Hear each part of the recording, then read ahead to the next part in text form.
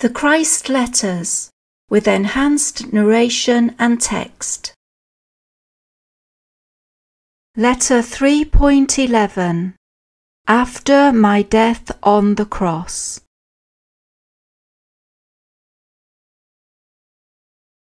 When I finally died on the cross, and my spirit withdrew from my tortured body, I was lifted into ineffable and radiant light. I was enclosed in the warmth and comfort of love, such as I had never experienced before.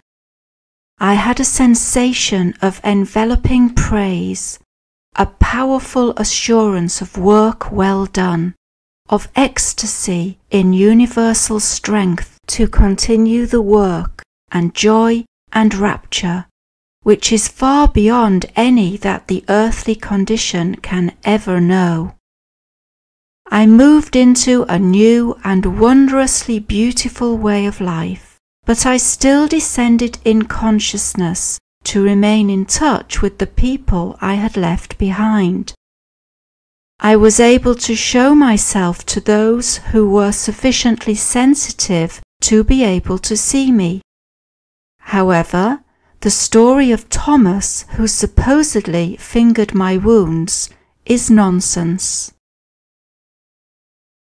My disciples did not know that I had secretly arranged with Joseph of Arimathea to take my body to his own unused tomb after my death, where he would anoint it according to custom before the sun set.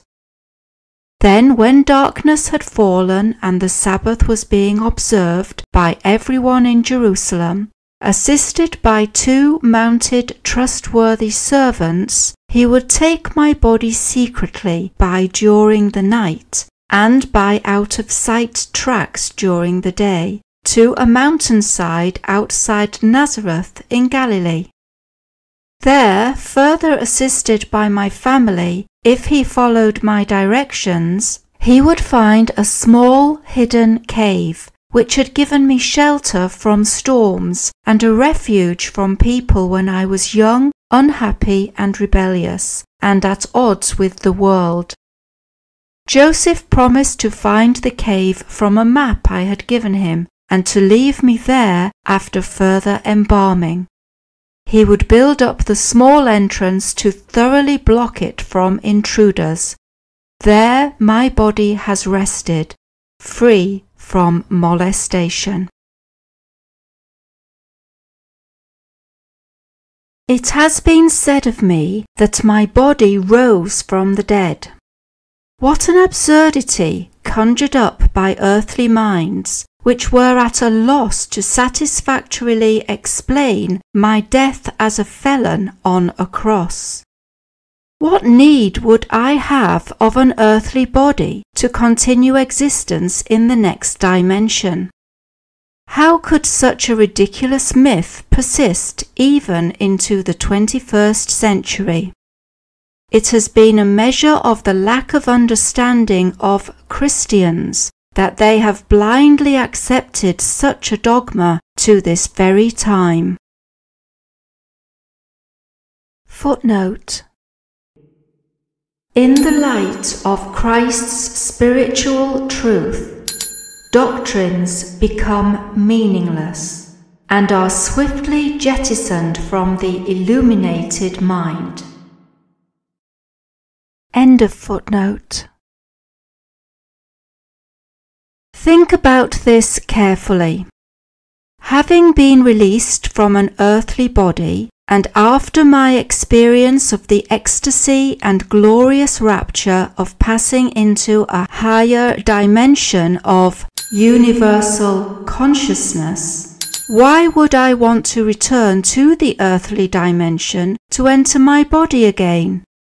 Of what use would it be to me in your world or in mine? Whilst the physical substance of my body might be spiritualized when perfectly attuned to the Father love consciousness whilst I still lived on earth, Would not my body be an encumbrance and a deterrent to my subsequent journeys within the highest spiritual kingdoms?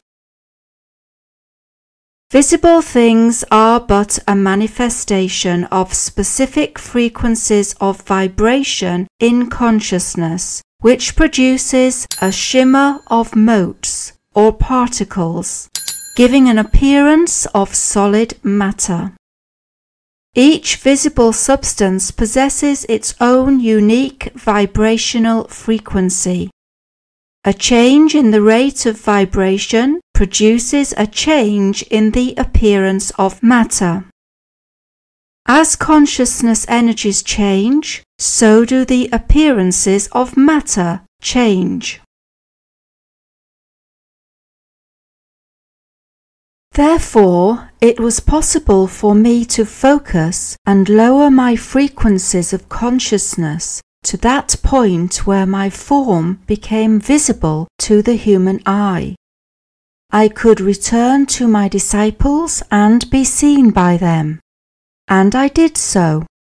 I loved them more than ever before and owed them as much comfort and support as I was able to give them after my death. Not only this, it was necessary to direct my own power into their minds in order to give them the impetus and courage to continue the work I had started. However, I want you to know that the individualized consciousness, which has ascended in vibrational frequencies to the very portals of the universal creative dimension, becomes light individualized, an individualized consciousness, which needs no body in which to express and enjoy all that the glorious consciousness can devise in the highest spiritual realms. It is a supreme and enraptured state of being, having none of the needs, desires, impulses experienced by those who have not fully mounted high beyond and above the ego. Whilst living on earth, your minds remain anchored within certain parameters of vibrational frequencies, imprisoned in bodies which have their own needs. If your consciousness were to truly soar beyond these parameters, your earthly self would disappear. When I was trapped in a body, I was also largely confined to these parameters of vibrational frequencies and consciousness.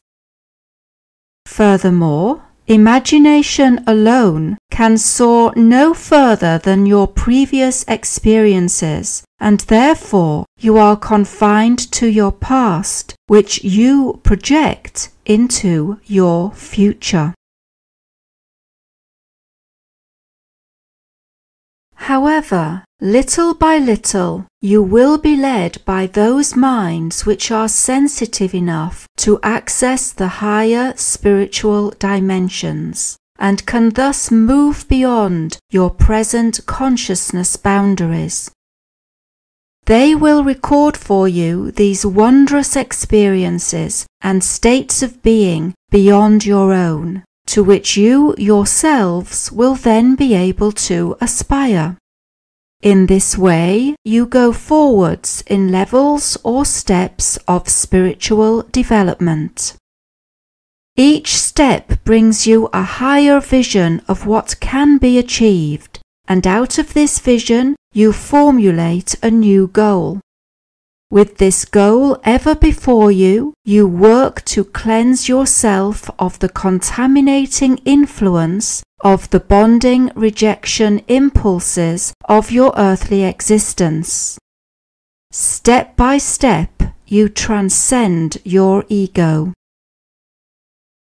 When you transcend your ego and it dies within your consciousness, you are now abundantly alive within the Father Love consciousness, and find the reality of the kingdom of heaven in your lives, within yourself, and in your environment. Footnote: in the light of Christ's spiritual truth, doctrines become meaningless and are swiftly jettisoned from the illuminated mind. End of footnote. To enable you to reach these pinnacles of love, joy, harmony, and rapture, I lived, worked, and died in Palestine, and I have come to you now in these letters. Let not my work be in vain this second time. As you read these pages, seek, meditate, and pray for inspiration. You will come to feel the Father's response, and if you listen every day attentively, you will hear the Father's voice. This voice is ever with you.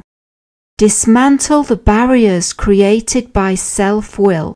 Open yourselves to receive strength, power, inspiration, and love direct from the Father Love Consciousness. Read and reread these letters, that they may eventually become absorbed into your consciousness. As you do so, you will be journeying towards light, and you will radiate light to others. Such light is not just light as is electricity, but is the very nature of universal consciousness, which I described to you in my Letter 1. Therefore, as you radiate the light, you will radiate unconditional love. You will promote the growth and spiritual development of every other living entity. You will yearn to nourish and nurture. You will work to promote protection and healing and education. You will long to assist in the establishment of loving law and order, in which all will be able to live harmoniously, successfully, and prosperously. You will be in the kingdom of heaven. At the same time, let there be no illusions. As steps are taken to introduce these letters to the outside world, there will be exactly the same recriminations, the same condemnation, the same talk of Satan, the devil, as there was when I first taught in Palestine. Take heart, pray for courage. Those who endure to the end will rise above the turmoil and violence, and will rest in the peace and joy of the kingdom. Footnote: in the light of Christ's spiritual truth, doctrines become meaningless and are swiftly jettisoned from the illuminated mind. End of footnote.